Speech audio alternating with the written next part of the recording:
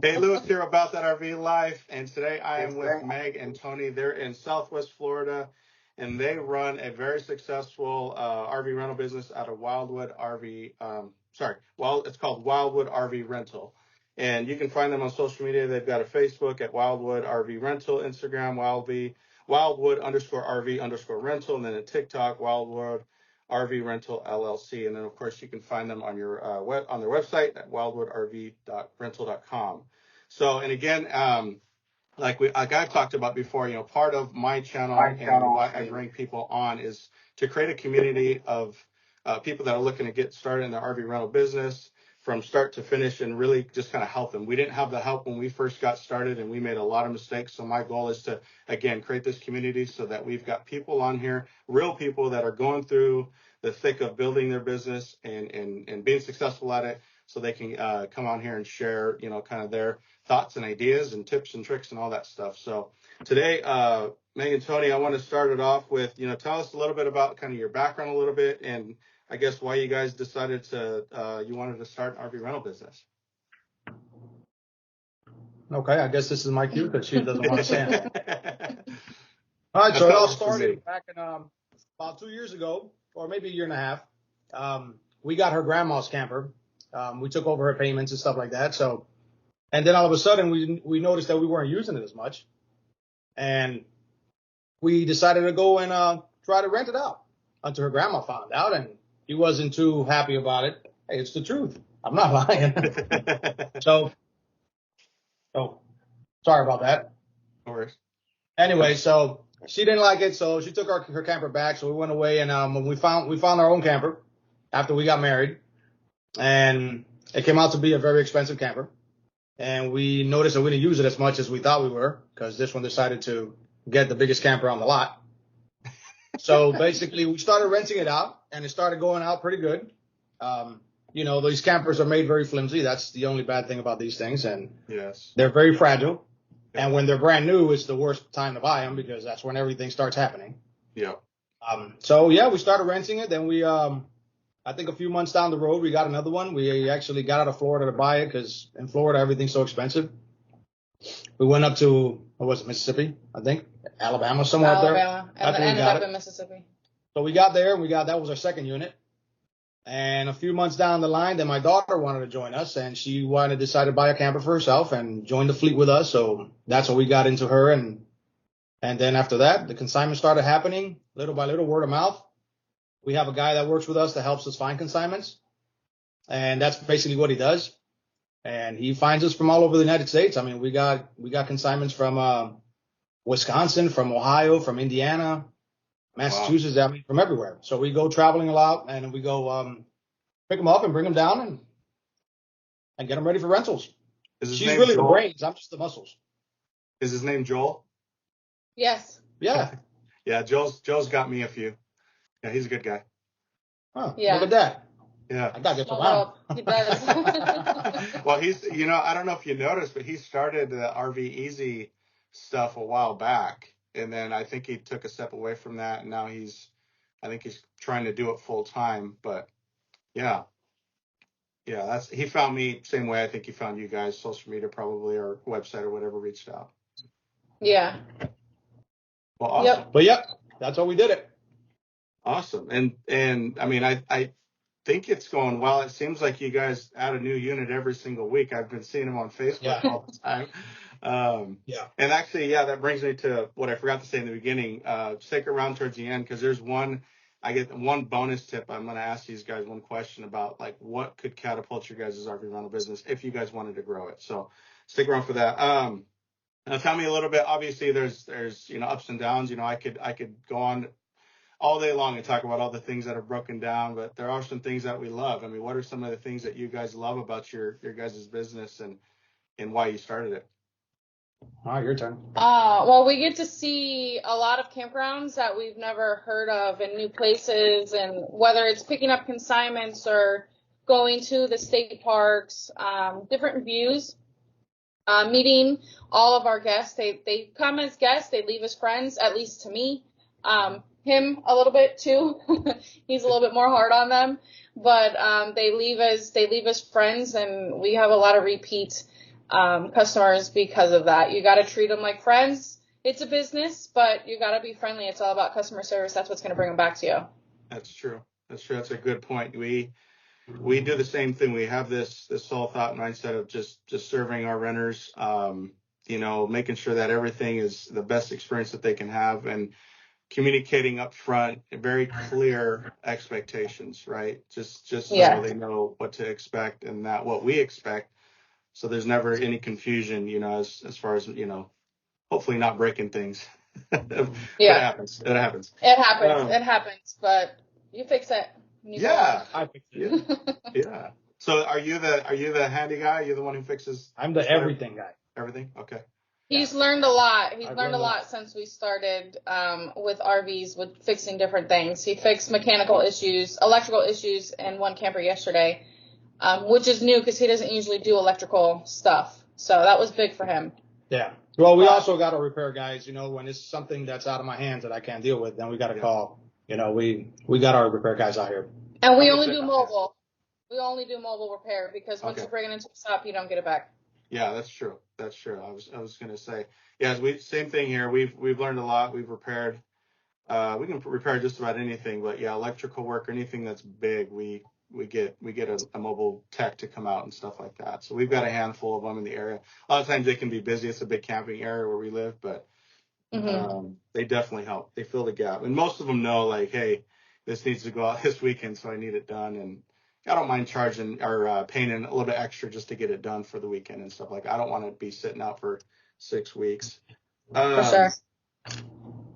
I guess what was the most important thing that you guys learned after your first month or two in business? Because we get this question a lot. People get started and all of a sudden they have all these new people type questions, right? But what are some of the things I guess you guys could give to the viewer here? I guess what to expect when they first get started and things that they should do in those first couple of months. Well, I think the only thing to expect, like I always expect, is something breaking down. I mean, it's really about everything breaking down. These things are very fragile, like I said before, and this is what I expect every time they go out. I expect something to happen. I mean, it never comes back safe. I mean, very, very few times it comes back with nothing, but we've had some major issues with some people. So it depends on the person. You really gotta, I can't say pick the people that rent, but you really gotta, what's the word I'm looking for? Vet them? Like vet them out? Yes. Yeah, really. Vet 'em out. Yeah. You got your bad ones, you got your good ones. So. And then you have to remind them that, it's not a hotel. Things are delicate. So you just got to open the fridge a little bit gently and, shut the door easy. You can't just go, hammy with the RV and then think like no jumping on the chair, which is, common sense, but kids do it and guests do it. And you just have to remind them, it's an RV. You got to be gentle. Give it some love. Especially when they go boondock. We got a lot of boondocking rentals over here. And, they expect that you put a generator on and they can run everything at once in the RV and things starts popping and generators start popping and they're like, what's going on? Oh, this got clogged. This is not turning on. I go, well, the generator, you got X amount of power on this. You got to run it a little at a time. So, so you got to teach them basically. Everything plugged in and running all. Yeah, for sure. I guess that brings up another question. What is your vetting process going to look like? The what? It's kind of the vetting process is for me more so I just get like a vibe and see what type of knowledge they have. Have they been camping before? If they're going boondocking, have they ever been boondocking before? Just to kind of get a vibe, and that shows me how more thorough I need to be with each guest. If they're newbies, then I'm expecting my phone to ring. I have my phone on me. You have to be super thorough with them. If they're veterans and they've been camping, then I'm like, all the campers are pretty much the same. But it's pretty much just getting a vibe and seeing what they say their knowledge is with their camping experience. Do you do this live or do you do this through like messenger, text, or anything like that? Both. If they call me or they text, I do a lot of texting, just because it's a lot easier for guests, especially when they're booking during the day since they're working. But it's just both. Good. Yeah. We have found we have found if I jump on the phone with them like right away and then really kind of give them some expectations and, you know, walk them through some things, it kind of puts them at ease a little bit, you know what I mean? Because they're freaking out. They don't know how to use the unit. Most of ours are, you know, they're flying in from all over the place to go to a concert venue that we rent a lot to, and you know, they really don't know what they're doing, or this is the first time ever, you know. So Yeah. So what would you tell someone who like would want to start their RV rental business? You know, it can be tough, you know, definitely can be tough, but there's definitely some positives, right? Yeah. So I guess talk a little bit about like if somebody said, hey, I'm thinking about starting a RV rental business, what are some of the first things I need to do? Go ahead. Well, with everything that I've learned so far, I would say run away. No. It's really hard. I mean, it really is hard. You have to have a lot of patience. You got to have a lot of time in your hands. You got a lot of stuff. When the campers start coming in, I mean, one camper at a time is fine, but when you got 6, 7, 8, 10 units coming in at once, you really got to dedicate. You got to have help. Yeah. You got to stay positive. When you have a camper, especially if it's like your first unit that you own, you have to switch your mindset to it's a business. At least that's what we figured we had to do, because then we weren't so upset when it came back and, you know, just a little ding happened. You know, you just got to change your mindset, and stay positive. And it's gonna be rough at first, especially if it's just two of you. For the longest, it was just him and I. We now have a driver. We're looking for a second driver with 16 units. And holiday weekends here in Florida, we have long days. So you deliver also? We deliver 98% of our rentals are delivery. Right. Wow. Very few pickup. And both you guys deliver. You and only. Well, she can drive them, but she just can't back them up. Yeah, I can go straight. So it doesn't help me very much when we're going to separate places, you know? Yeah, that's tough. That's tough. I guess, yeah, I mean, that kind of brings up to the next part, right? What's the toughest part about owning an RV rental business? Losing your weekends. Yeah. Your Fridays and your Sundays are, if you have multiple, if you have one, it's fine. If you have two, it's all right. But once you start getting to more, without help, you lose your Fridays and you lose your Sundays. Yeah, you basically have no life. No life. Yeah, no life. That's kind of one of the things I like about not like having like a season, right? Because after our season's over, I'd say about October, like I had to get myself like involved with something else. So we went and bought a couple of businesses, bought a couple of gyms that we run now. So it's like during that off season, I do a lot of taxes and all that other stuff and some of the office work.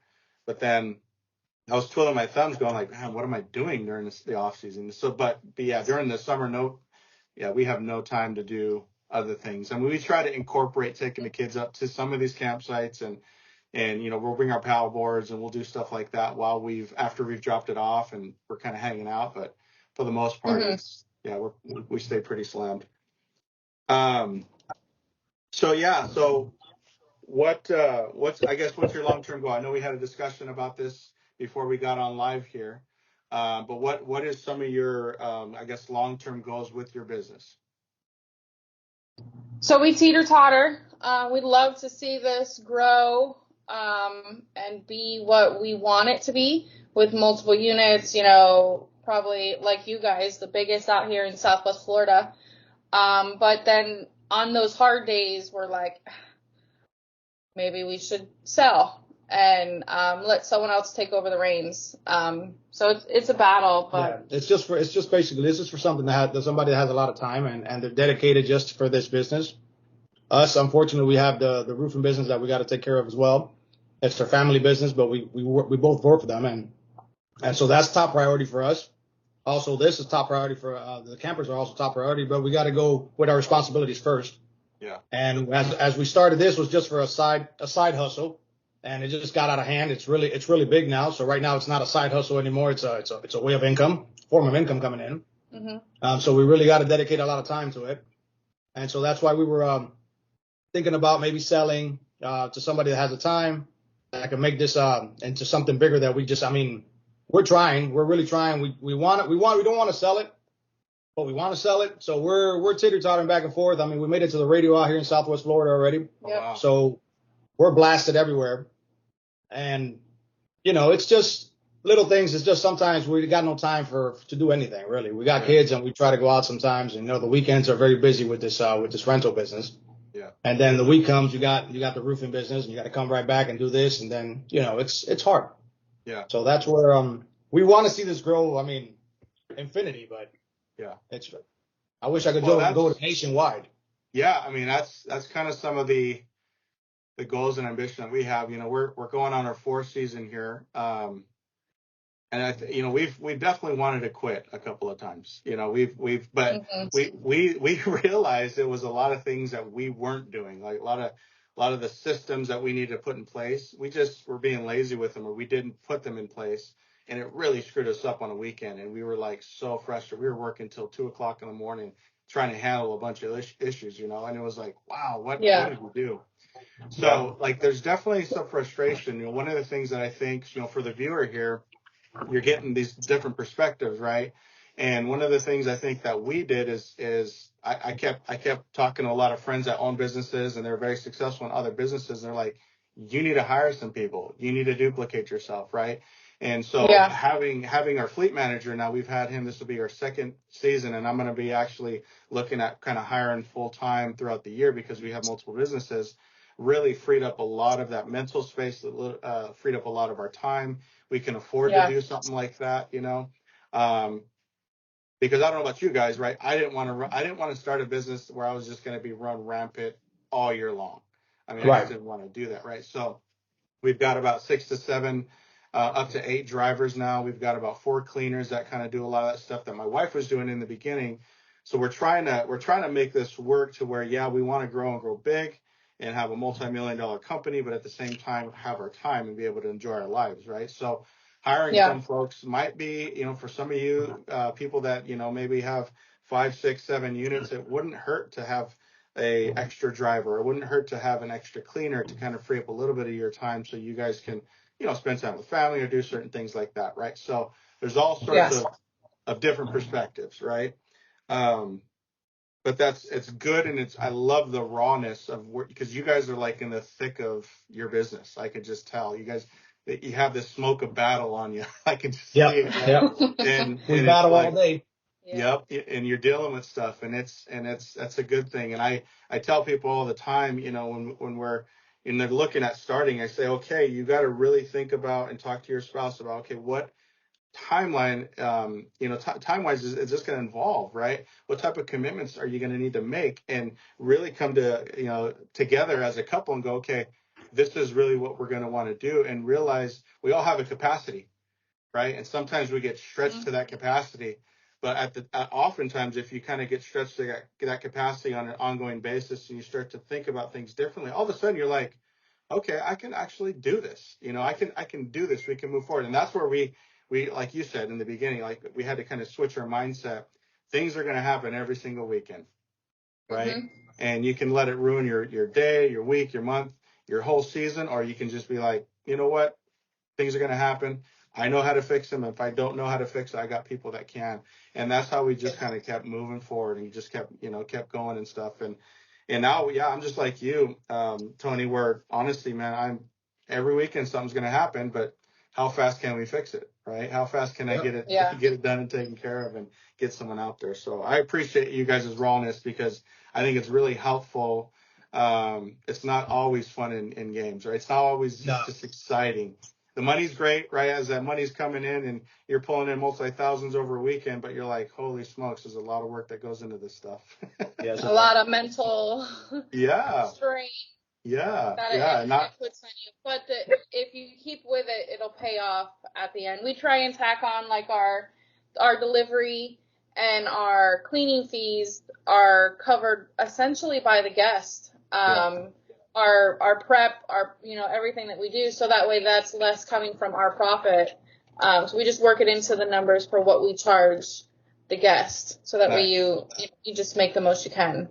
Yeah, because at the end of the day, right, we're all here to make money, And that's something I tell a lot of new folks. Don't be afraid to add. If you're paying people to clean, or if you're paying people to deliver, you have to cover those expenses somehow. And people got to understand that, you know what I mean? And don't be afraid to charge what you want to charge in that, right? One thing I noticed you guys do really well, and I'd love to hear your guys' thoughts on this. So why are reviews so important? I see you guys posting your reviews and getting 5-star reviews and stuff like that, and that's awesome. But why do you feel like they're important? Well, everybody looks at Google right nowadays, you know. Nobody, word of mouth is one thing, but Google reviews, anybody looks at anything, any company, first thing they do is Google it and see what kind of reviews they have. They could be the worst company in the world. You got great reviews and people are going to go with you. Yeah. So reviews to us is number one. Yeah. We are a good company, so we're not, we don't hide anything. We're straightforward with people. And if something's wrong with the camper, I let them know ahead of time. I'm not hiding it. And if something goes wrong, you know, we try to help them and try to figure it out, see what's going on. But reviews are definitely, they're number one for everything. That's the first thing the guest is going to go to when they go to our website, or, you know, when they go to our Facebook, they're going to want to see the reviews and see what other people really have to say. Because I'm sure that's, you know, what you would do. You go to a business, you go to Better Business Bureau, you're going to read the reviews. You can say whatever you want yourself about your business, but you want to see what other people have to say about your business. That's true. Yeah, it's a good point. So we're down to kind of the last couple of questions here. What are some of, I guess, some tips or tricks or certain things that you can leave our audience here on your overall, just anything you can think of for this RV rental business? Tips and tricks, huh? Tips and tricks. I don't know about no tips and no tricks. Everything's just grind, really. Grind. There's no tips and tricks. It's all hardcore. It's move in and get it done and just go. Yeah. Don't procrastinate. We don't got no tricks. We really got no tricks. We do everything legit and we do it right, or we try to do it right at least. Right. You mentioned don't procrastinate. Well, when it comes to like getting them rental ready to head out, don't wait till last minute, because there might be something wrong that you didn't catch, or from it sitting for a week, you know, something happened and you just didn't know about it. So don't wait till last minute to prep your RVs and get them ready to head out. What does that process look like for you? So when they come in, do you guys tackle it right away, or do you guys wait a couple of days? How does that look like for you guys?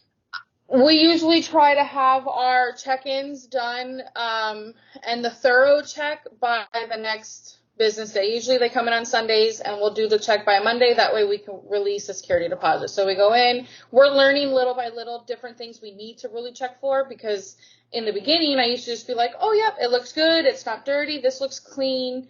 We're good. But then one guest didn't divulge that they broke the chair or the couch, and then the next guest found it because they just tacked it back up and it looked fine. So you sit on the chairs, open at the cabinets, make sure you got to really check. You got to be thorough. You have to be thorough when you're checking these units back in. Yeah. That's kind of my wife's job. She is really good at that, just seeing the littlest things. So when they come back, she kind of does a thorough check. And we've got he's not necessarily like an RV fix-it guy, but like a more cosmetic, you know, because awnings could rip, you know, things get dented, people leave something burnt that's really hot on the countertop and it burns a little bit, right? Like he fixes stuff like that for us. So we have a lot of that comes out. So we've got a list where we'll update and say, hey, this unit, which that reminds me of a question. We call it Susie, right? Susie's got this or that going on. You know, can you fix it? And then he'll get to it when he can. So the thing I noticed you guys do is you name all your units. Where did that come from? Her. It came from me, but it came from me from another rental company, DFW Outdoor Rentals in Texas. Okay. He was the first company that I started following on TikTok, and he would name his RVs. So then I started immediately. It just makes it easier. It makes it more fun for me. I love posting. I'm sure you've seen. I post everything. Dolly's here. Reba's here. I try to stick with the country theme because I'm a country fanatic. So and it makes it easier because if you have two, say we have two Wildwoods on our unit, on our fleet, and then I have to remember the model number or whatever. So now I'm like, okay, go to Reba or go to Ashley or whatever, which we don't right now, but right. So it just makes it easier to be able to tell guests, you know, oh, you want to sleep 6 people? Go check out Kenny or go to our website and check out, you know, Dolly or something. Yeah. So it makes it easier and more exciting to explain to guests. It makes it easier for her, but definitely not for me. Not for him. Yeah. He's like, Dolly, what? Which one? Yeah, I call it the black one, the white one, the gray one. You know, we kind of have. His mother's Spanish, and she goes Chiquitito or. Chiquitito, yeah, I like that. We have kind of a system like that too, where we do. Yeah, one time someone smoked some stuff in our unit, and we call it Mary Jane now. So it's like we do have certain names, you know, for some of you gotta wait till owners. The personality comes to you. Yeah, exactly. No, that's awesome. Okay, so last question here. Unless you guys got anything else. You got anything else you wanted to mention or cover? No. Okay. Well, last thing, I get this question a lot in my comments and my DMs and stuff like that about like how do we grow our business? You know what I mean? And I'll tell you real quick, you know, how we catapulted our business is when a friend of ours basically just said, "Hey, I have a unit. I don't use it. You can have it." Right. And for us, that just catapulted, you know, everything. Right. So, but what do you guys do in sense of like marketing or like you had mentioned it's like word of mouth, but how do you gain your units? Like where do all these units come from? And how many do you own? We own 2. Okay. 14 of them are consignments. I'm a part of as soon as I started this rental thing, they have groups all over the place. I'm all over the groups on Facebook. You just, you know, follow that and comment, you know, or tag on someone's looking for consignments, or we get a lot of winter people there. They need somewhere to put their unit during the winter. And then I just shoot them a message from there. A lot of or a few of them we've also gotten from going through Facebook Marketplace and messaging them that, hey, you know, if you can't sell, check us out. We do consignments. This is how we work. We have gotten a few units like that. We have a few Hurricane Ian ones that the owners bought because they needed somewhere to live, and now they don't give a rat's case about the units. So now we have those full time. So marketing, okay. We're on, like he was saying, we're on the radio. All over Facebook, all over. I just try to make our presence known. Our truck is wrapped with consignments welcome and everything in our business. So we just try to make our presence known. And you just have to reach out. And then we have Joel, who also sends us consignments. So you guys have been organically growing just by building your business and stuff like that and being involved with a lot of the social media posts and everything. Well, that's cool. That's very cool. Yeah. I see you guys growing, and it's cool to see the stuff you guys are doing. It's professional. It's clean. It's great. Yeah. Yeah. Well, if you guys want to throw us a number out there, we're always open for. That's awesome. Yeah. So just, you know, like Tony was saying, they're looking to sell, you know, so if anybody's in that Florida area or that South of Florida or for you anywhere, you know, feel free to, you know, look them up and find them and stuff like that. So lastly, how do they find you? How do they find you guys? We're on Facebook, Wildwood RV Rental, out of Lehigh Acres, Florida. We have Instagram, which was the Wildwood _RV_rental. TikTok is Wildwood RV Rental LLC. And I think. And you can give us a call at 239-234. 3223. Thank you. And our website is wildwoodrvrental.com. Awesome. So if you guys are in that area and you're looking for an RV to rent, or, you know, if they're still taking on co-assignments, you know, definitely reach out to them. They've got a great growing business, and to me, it seems like what they got going on is working. So, and it sounds like they're getting a lot of great reviews and a lot of return renters. So they're definitely doing something right. So definitely appreciate Meg and Tony, you guys coming on and sharing your guys' thoughts and ideas and stuff like that. It is definitely a pleasure. And like I always end it, happy camping. All right. Thank you. Thank you.